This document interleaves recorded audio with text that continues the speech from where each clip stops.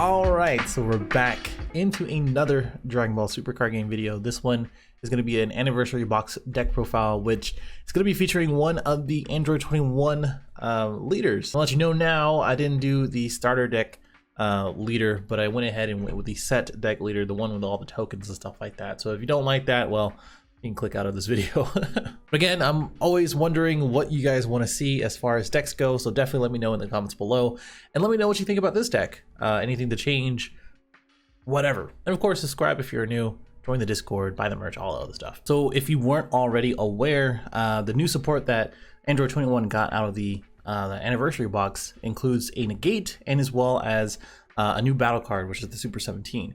And there's a lot of different things that you can take this leader and as well as the other leader and all the ramp stuff with it because of these two cards. And the first one says it negates the attack for 1 blue, and if leader card is a blue Android 21, so either one, and you have a blue green monocolor energy in your energy, choose up to 1 Android 16 card with like 2 or less in your hand and play it. And the best target for that is going to be the 2-drop Android 16 that ramps you 1 and places into rest mode. And of course, that goes from the top of your deck, which does interact with a couple things in our deck. And then we also have Super 17 Hell's Weapon, or Hell's Ultimate Weapon. Permanent says if your leader card is a blue Android 21 card, negate the skill's energy exhaust skill in all areas. So basically you get to place it for free, or in active mode I should say, instead of rest mode, which is super big. That's obviously an automatic 4. And the activate main is a 7 energy cost, 2 blue, 2 green, and 3 colorless, in which you play this card from the energy area and then play up to 3 Android cards with a 5 or less in your energy area, which includes itself, of course. And we have a lot of targets for that. Well, I wouldn't say a lot of targets, but as we go right into the deck itself, you'll notice a number of things that kind of interact with each other. And I will say there is, again, I've said it before, there's a lot of different ways you can take this leader. There's a lot of different things you can do with this leader. And basically the thing that I was thinking of is that you basically beat them down as much as possible, get them down to 3, and then use your bad omens basically. And I just wanted to make sure that that was as consistent as you could be, and as consistent as you could be as possible for that.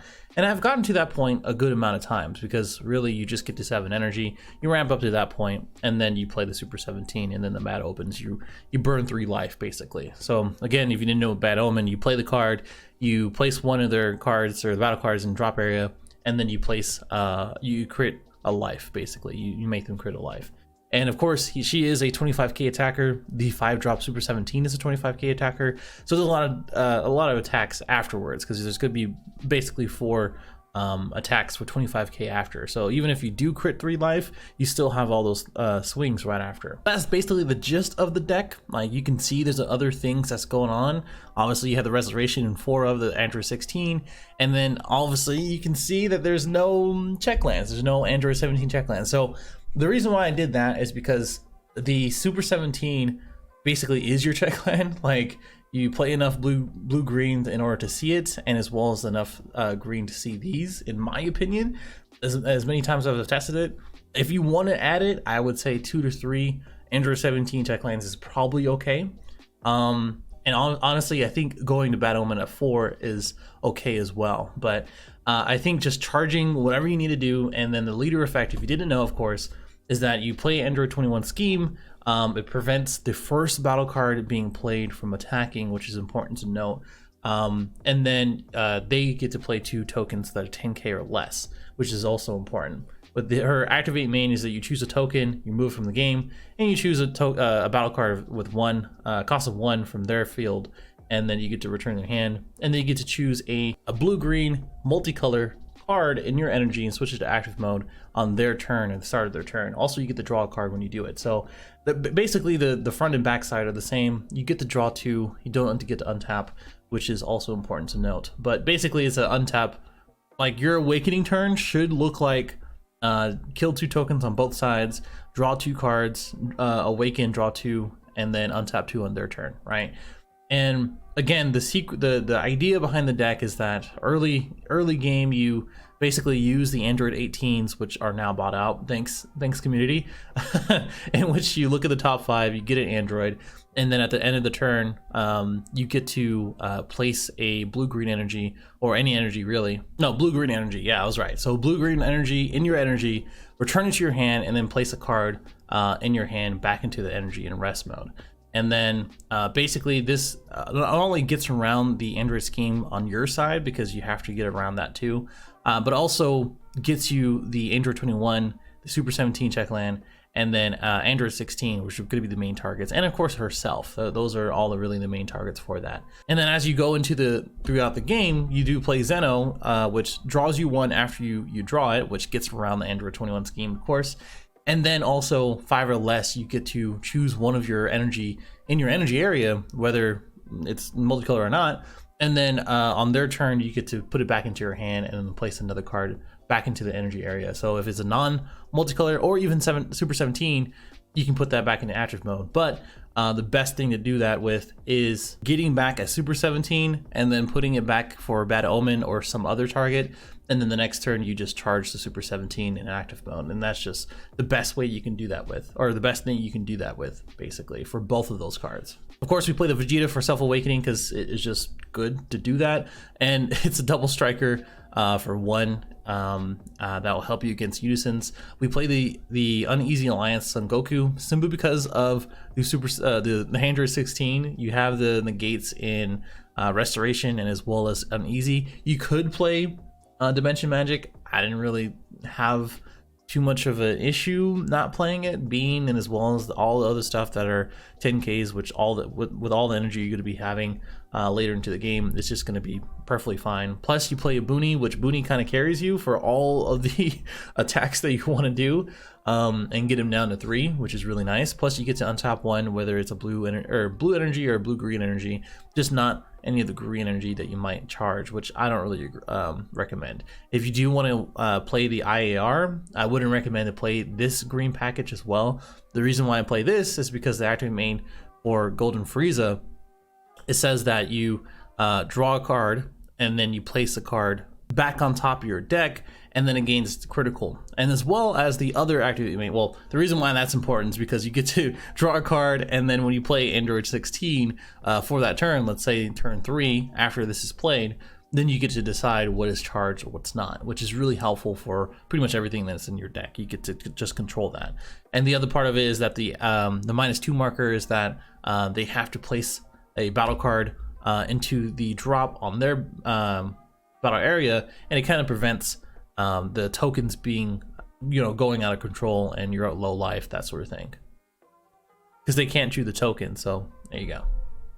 And of course, Charismatic Villain is really, really good. I mean, there's no getting around that. It's just a nice counterplay to have, and it just keeps that board control a little bit better. Speaking of, at 5 energy, if you do play this, which again you untap 1 for the leader, it has actually been pretty good.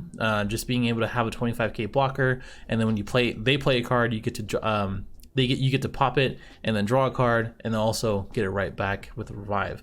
It just has come up in certain things. That's probably a flex spot, if anything. Overall, I think the deck is fun. Is it super competitive? I don't know. I'm not sure. But that's kind of where I am right now with it. And as far as all the cards to consider, there are quite a lot of them. Now, when we're considering different cards that you could play in this deck, I think Energy Absorber is really nice just as a draw engine. Never really had an issue with drawing, honestly. Like, it just kind of worked out for me between Golden Frieza, the Androids 18, the draw from Zeno, being able to awaken earlier than normal, or at least whenever you need to with the Vegeta. Yeah, I really didn't have too much of an issue with that, but I think Vegeta Energy Absorber would be a really good addition if you need that. Android 18 as a super combo is nice. I think in the other Android 21 deck, which the reason why I didn't go with the other Android 21 leader is mainly because there was too many things to commit to in a deck. Like, I would have to build blue-green, or at least all the things that make that leader work, as far as the actual leader effect, to place something in the drop area for blue-green energy to commit to, rather than this where it's always active and always on. Like in testing for both of them, it was just like, this one's so much easier to work with, and as well as just to build around. But if I did do it, I would probably incorporate the Android 18 card not only is it searchable from the Android 18 one drop, but it also is good with things like the Android 18, which you can play from energy as well. The Super Supreme Technique Goku, along with the Piccolo combo from there. The Goku Gohan, that is really good now because it's reprinted and cheaper. And then as well as the SCR Vegeta, like all those things really go along with it. And if I went ahead and released another deck that is with the other leader, I think that would probably be good as well. I think this, along with, of course, the 7-drop Twisted Zamasu is really good too. If you want to go with the green route, I think you probably could play the 5-drop Frieza and as well as the Golden Frieza as well within that build, because now you have access to the Unison, the counterplay, more hand destruction, and as well as the 5-drop Zamasu, which is not pictured here. So you can just go ahead and just pitch the the 5-drop Frieza for 1 energy, and you'd be perfectly fine. I think Ender 21 is cool, but with so many counterplays, so many effective counterplays, I should say. Like there's always been counterplays in the game, but so many effective counterplays, I just didn't really like it. Same thing with this Ender 21. I think it's really good for ramp. Turn 4 is kind of weird. I'd rather play a booty like almost every single time, so I probably won't be playing this. Android 17 is nice, but you have to pitch your own cards. It's nice that they can't negate it, but I mean, if you play 3 of them and you make them pitch 6 cards, that's pretty cool. I think this is also cool too, because now when it's played, you get to make them warp 2 cards out of their hand. And it is an Android, it is a 5 cost. There you go. And I don't think I missed anything else other than if you want to go tricolor, this is nice. This is also a really good addition. I just didn't have room for it. I just really wanted to stick to 50 cards or 51 cards around there. This is just good in general. Like that champ pack is really good in both decks. And then Vegeta the Cruel is not bad. Just not many targets, you know. You really want to be energy efficient, and even with a lot of different energy that you have, it's sort of like, right? But again, I don't think I have to read the 5-drop Zamasu if it includes blue-green mono, or only I think it does include green cards, which is the Android 16. So it's a 2 cost there, and then a 3 cost here. That's 5 right there, so that's not too bad. Either way, let me know what you think about the deck. If you want to see gameplay, definitely let me know. I'll play it on Twitch next time I'm streaming, which is in the description below. And any other thoughts, basically. Hopefully I can get a streaming schedule pretty soon, like pretty much every day, at least 3 to 4 times a week. Those are really big differences. So probably 3 to 4 times a week. I'm rambling now, so I'm gonna go ahead and head out. Let me know what you think about the deck. What do you want to see and everything else. I'll see you in the next one.